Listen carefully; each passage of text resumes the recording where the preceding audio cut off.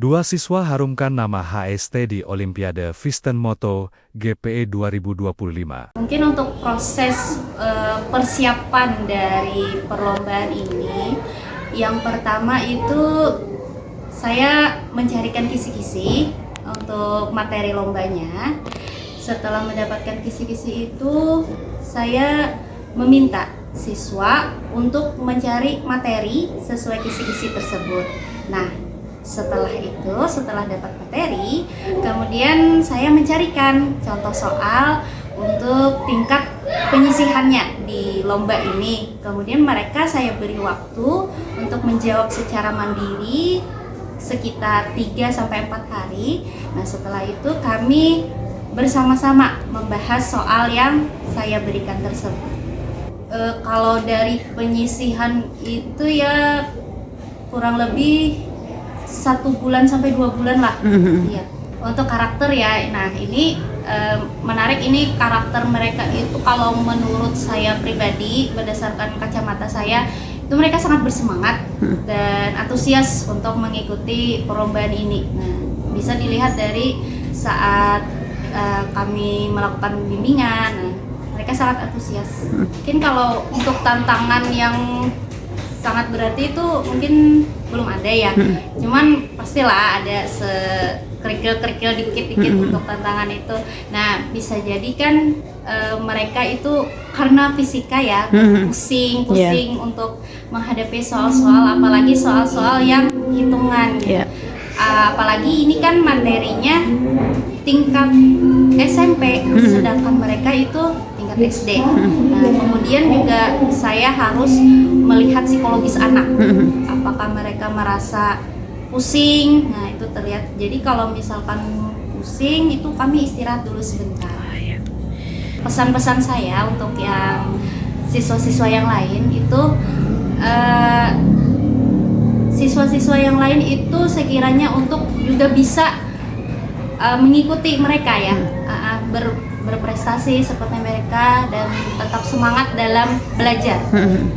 Saya ceritakan sedikit bercerita untuk perlombaan ini itu terbagi menjadi 3 sesi. Yang pertama sesi penyisihan itu dilakukan via online dengan diawasi pakai Zoom meeting. Nah, itu 1 hari, kemudian seminggu kemudian pengumuman untuk ke babak semifinal.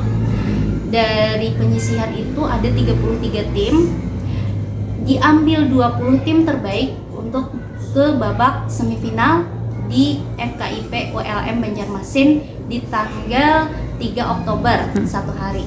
Kemudian sorenya itu pengumuman ke babak final, dari 20 tim diambil 5 tim, dilaksanakan babak final di tanggal 4 Oktober. Untuk babak final ada sesi cerdas cermat dan ada sesi praktik. Tentu saja harapan kami sebagai guru-guru juga sekolah, kepala sekolah, tentu saja harapannya itu anak-anak lebih banyak memiliki prestasi-prestasi yang membanggakan. Apalagi kan ini Dinas Pendidikan mencanangkan bahwa akan banyak lomba-lomba untuk anak nih.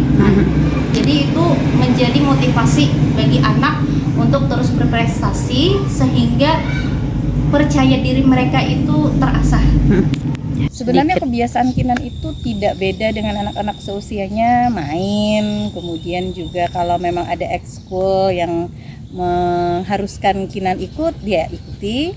Kemudian juga kami arahkan untuk mengembangkan apa yang dia miliki. Misalnya dia punya keingintahuan untuk ikut les musik, akan kami ikutkan les musik. Kemudian nanti pulang sekolah istirahat sejenak karena dia full day, maka kemudian bersiap untuk mengikuti ekskul itu. Tidak beda dengan anak-anak lain sebenarnya. Pertama pastinya bersyukur dan bangga sekali dengan pencapaian Kinan dan temannya Haifa. Sangat tidak mengira sekali bahwasanya ajang bergengsi ini menurut kami sebagai orang tuanya luar biasa, mampu pada 5 besar, dan tentunya tidak lepas dari peran dari coachnya Ibu Susi yang terus membimbing Kinan dari awal mereka didaftarkan ke lomba Fiston, kemudian didampingi coachingnya, kemudian dibekali dengan tryoutnya, masuk penyisihan, semifinal sampai grand final. Itu berkat coach dari sekolahnya. Tantangan terbesarnya adalah pada saat rebutan dan praktikum. Itu yang sangat yang diceritanya bahwasanya ternyata rebutan ini seperti ini ya mah, bahwasanya kita tidak perlu harus diskusi dengan teman, tetapi apa yang ada di pikiran dengan tidak memikirkan poin yang diminuskan, langsung jawab.